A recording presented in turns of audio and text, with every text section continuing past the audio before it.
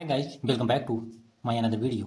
दोस्तों, मैं आज फिर से आया हूं आप सबके सामने एक नई इंटरेस्टिंग स्टोरी के साथ, जिसमें हम सीखने वाले हैं बहुत सारे वर्ड्स, मीनिंग, स्ट्रक्चर और टेंसेस को। मैं आशा करता हूं आप लोगों को ये स्टोरी अच्छी लगेगी। आप लोग लास्ट तक इस वीडियो में बने रहिएगा। आप लोग आज बहुत कुछ सीखने वाले हैं। Let's start right now. दोस्तों, आप लोग देख पा रहे होंगे इस स्टोरी का टाइटल है द वाइज नाइटिंगेल, बुद्धिमान बुलबुल। यहाँ देखिए, नाइटिंगेल एक प्रॉपर नाउन है और वाइज यहाँ एक एडजेक्टिव है और द एक डिफिनिट आर्टिकल है। जब कोई एडजेक्टिव आता है तो वो जस्ट नाउन के पहले आता है, नाउन की विशेषता बताने के लिए। जैसे नाइटिंगेल की यहाँ विशेषता बता रहा है वाइज, और जब कोई एडजेक्टिव आता है तो उसके पहले एक डिफिनिट आर्टिकल लगा रहता है द, जैसे यहाँ लगा है। चलिए अब हम स्टोरी को देखते हैं। अ Nightingale lived in a ripe corn field.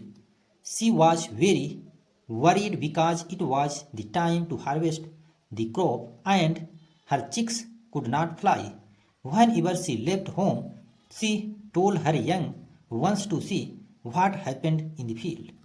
One evening, as she returned, she saw her chicks huddled together in fear. They told her that the farmer had ordered his sons to go and ask their friends to harvest the crop. The nightingale said calmly, "Don't worry, children. No one will come tomorrow." अब हम इतने की words, meaning और structure को देखते हैं। अ Nightingale means एक बुलबुल। Live की सेकंड फॉर्म लिव्ड, रहती थी, इन अ राइप कॉर्न फील्ड, एक पके हुए मक्के के खेत में। फील्ड मीन्स खेत, कॉर्न मीन्स मक्का, राइप मीन्स पका हुआ।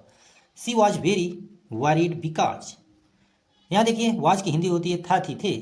वह थी, सी लेडीज के लिए आता है, इसलिए यहाँ सी का यूज किया गया है, क्योंकि वो जो नाइटिंगेल बुलबुल थी वो फीमेल थी, इसलिए सी का यूज किया गया है। वह थी बहुत, वेरी मीन्स बहुत, वारीड, वारी की सेकंड फॉर्म वारीड, चिंतित थी, इसलिए इसके पास्ट में मीनिंग निकलेगी। जब किसी वर्ब में ईडी जुड़ जाए तो उसकी मीनिंग पास्ट में निकलती है। बिकॉज, बिकॉज की हिंदी होती है क्योंकि। It was the time to harvest the crop, it means यह, वाज की हिंदी होती था, थी, थे। यह था समय, हार्वेस्ट मीन्स काटने का, फसल मतलब फसल को काटने का यह समय था। हार्वेस्ट मीन्स काटना, क्रॉप मीन्स फसल। And her chicks could not fly, अब जो बुलबुल के बच्चे थे, एंड मीन्स और, हर चिक्स उसके बच्चे, हर यहाँ उसी बुलबुल के लिए आया है, पोसेसिव एडजेक्टिव का काम करता है ये, हर। चिक्स उसके जो बच्चे थे, कुड नॉट फ्लाई, जब पास्ट में कुछ एबिलिटी शो करना हो, क्षमता शो करना हो, वो उड़ने में सक्षम नहीं थे, मतलब वो उड़ नहीं सकते थे। When ever see left home, when ever means जब कभी भी, सी लेफ्ट होम वह अब मतलब घर छोड़ती, लीव की सेकंड फॉर्म लेफ्ट, इसलिए पास्ट में मीनिंग इसकी निकलेगी।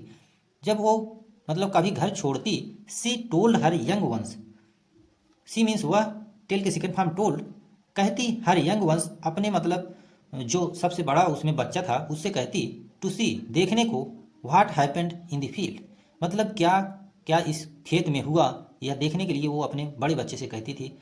व्हाट मीन्स जो कुछ, और यहाँ रिलेटिव प्रोनाउन का काम कर रहा है व्हाट। और हैपेंड की सेकंड फॉर्म हैपेंड, इसलिए पास्ट में इसकी मीनिंग जाएगी। हैपेंड मीन्स घटित हुआ इन द फील्ड, मतलब वो उससे कहती थी कि तुम आज देखना कि फील्ड में सारा दिन क्या क्या घटित हुआ, तो मुझे शाम को फिर बताना।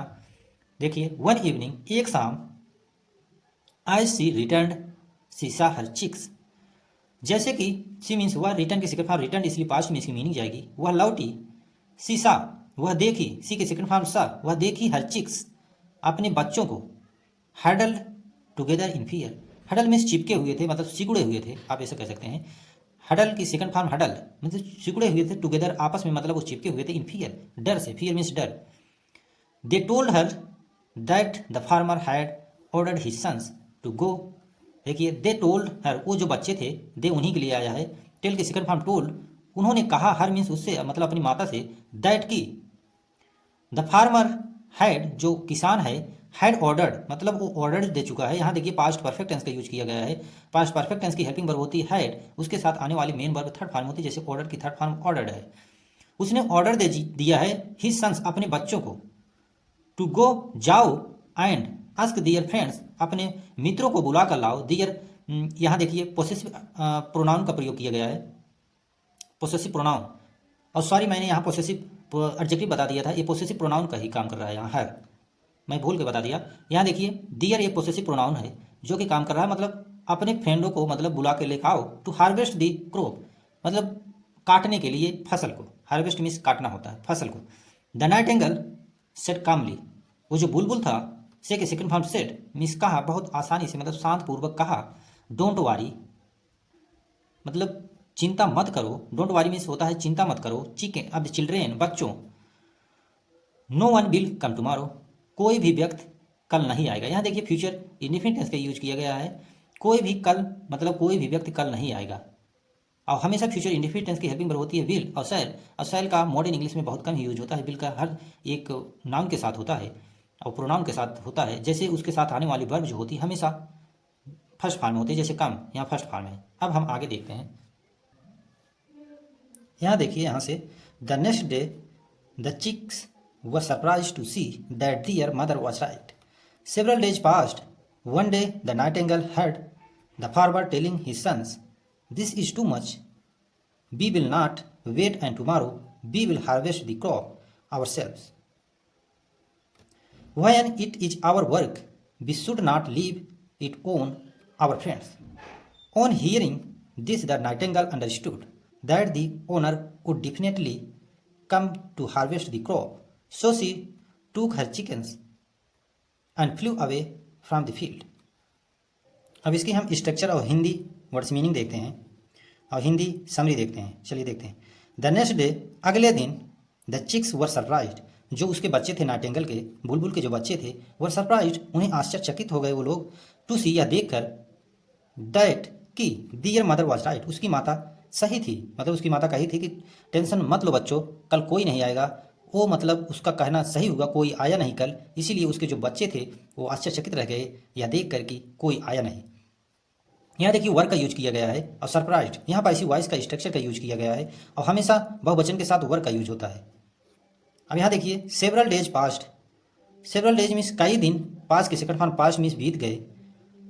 वन डे एक दिन, द नाइटिंगेल हर्ड, वो जो बुलबुल था सुना, the farmer telling his sons, जो फार्मर था अपने बच्चों से कह रहा था, सन्स मीन्स बच्चे, टेलिंग मीन्स कह रहे थे, हिज मीन्स अपने। मतलब यहाँ देखिए हिज का प्रयोग किया गया है जो एक पोसेसिव एडजेक्टिव का काम कर रहा है। जो फार्मर था अपने बच्चों से कह रहा था, या कहते हुए सुना उसने,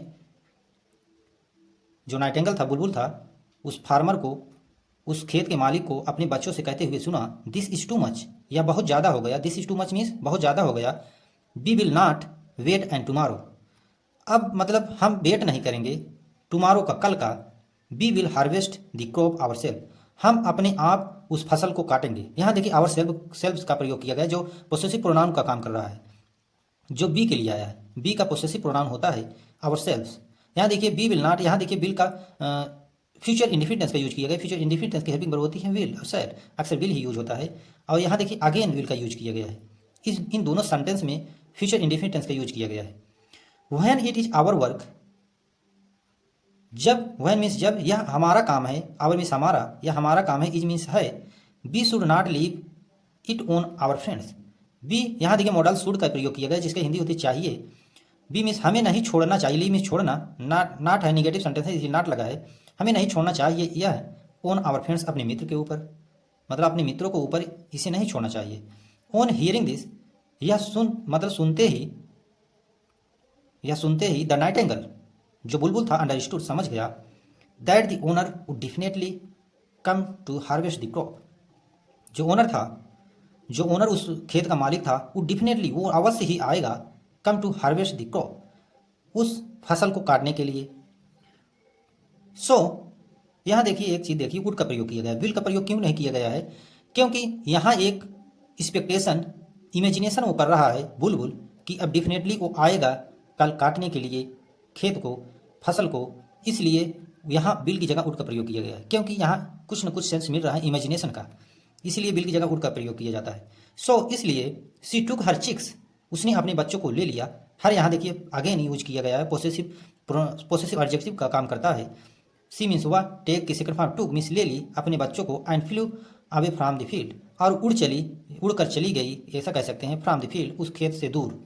अवे मीन्स दूर, फ्रॉम मीन्स से, फील्ड से, मतलब वो उस फील्ड से उड़कर दूर चली गई अपने बच्चों को लेकर। सो आई होप आप लोगों की स्टोरी पसंद आई होगी। यदि पसंद आई हो तो प्लीज़ चैनल को सब्सक्राइब कर लीजिएगा कि कोई ऐसी इंटरेस्टिंग स्टोरी मैं लाता रहता हूँ जो हमारे स्पोकन इंग्लिश को बेटर कराने में या बेटर करने में हेल्प करती रहती है। So thank you for watching this video.